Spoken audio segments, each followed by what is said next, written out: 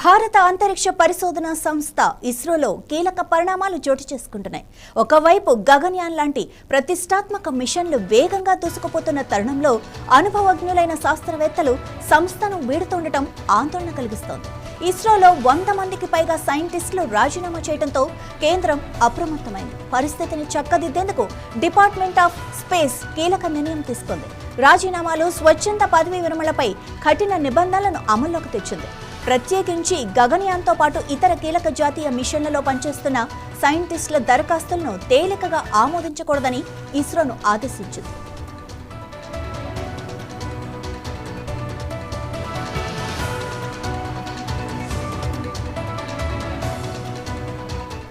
భారత అంతరిక్ష పరిశోధన సంస్థ ఇస్రో ప్రపంచవ్యాప్తంగా తన ఖ్యాతిని చాటుకుంటోంది.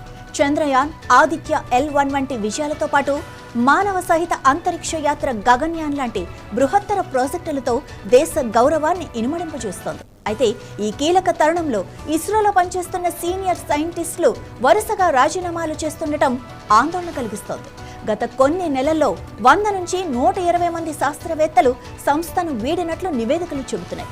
ఇస్రోను వీడిన వారిలో బెంగళూరులోని UR రావ్ శాటిలైట్ సెంటర్ నుంచి 80 మంది, తిరువనంతపురంలోని విక్రమ్ సారాభాయ్ స్పేస్ సెంటర్ నుంచి సుమారు 20 మంది ఉన్నట్లు సమాచారం.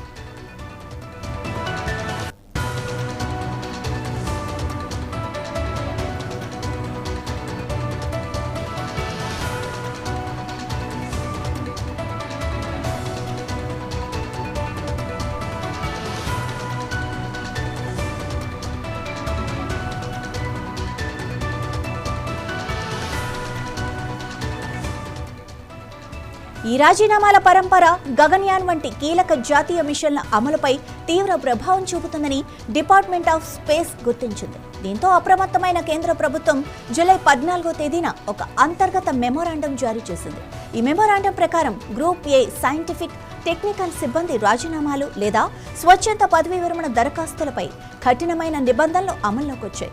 ఇకపై గగన్యాన్ సహా ఇతర ముఖ్యమైన జాతీయ మిషన్లలో పనిచేస్తున్న శాస్త్రవేత్తల దరఖాస్తులను సాధారణ పరిపాలనా ప్రక్రియగా ఆమోదించారు.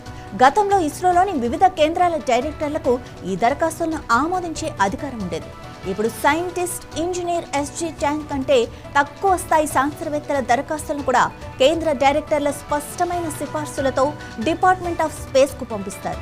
చివరి నిర్ణయం కేంద్ర స్థాయిలోనే ఉంటుంది. దీని వెనుక కీలక ప్రాజెక్టులకు అవసరమైన అనుభవజ్ఞులైన సిబ్బందిని సంస్థలోనే కొనసాగించాలన్న లక్ష్యం ఉంది.